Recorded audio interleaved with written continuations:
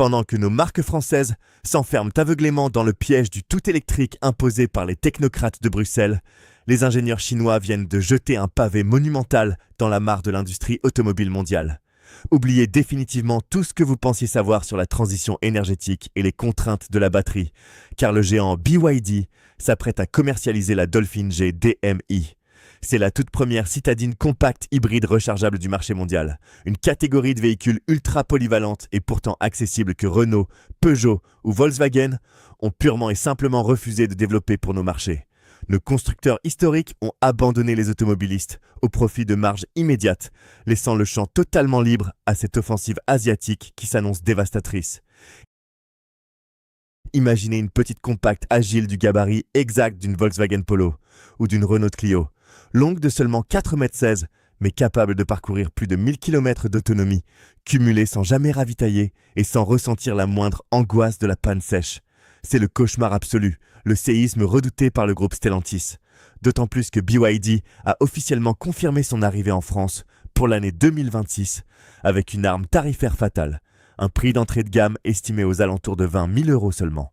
À ce prix-là, le marché français ne vous propose que des citadines électriques à l'autonomie ridicule sur autoroute, comme la Dacia Spring ou la nouvelle Citroën IC3, alors qu'ici, nous faisons face à une polyvalence absolue, taillée pour les longs trajets quotidiens des professionnels, les représentants, comme pour les départs en vacances en famille ou les week-ends.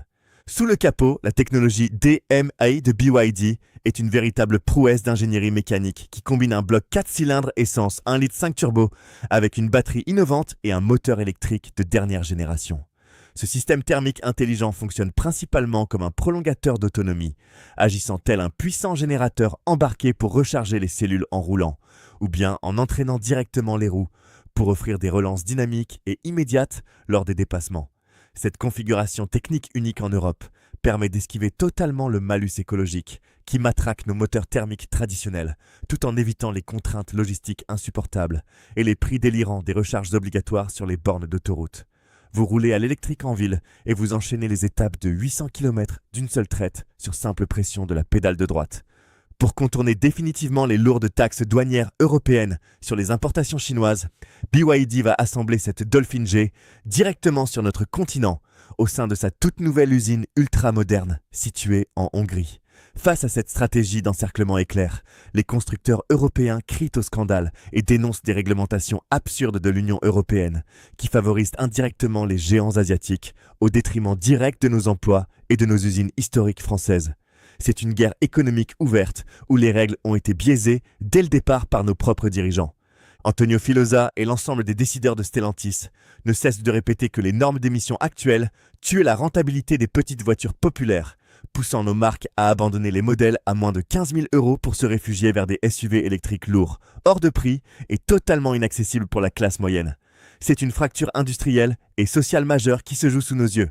D'un côté, l'État français injecte 1 milliard d'euros de subventions publiques à Mulhouse pour tenter de sauver artificiellement les lignes de production de la Peugeot 308 et de l'autre, BYD apporte une réponse concrète, fiable, économique et immédiatement disponible aux automobilistes lassés par les promesses déconnectées du tout électrique. Le contribuable paie pour perfuser des technologies dont personne ne veut, pendant que l'Asie répond à la vraie demande du terrain.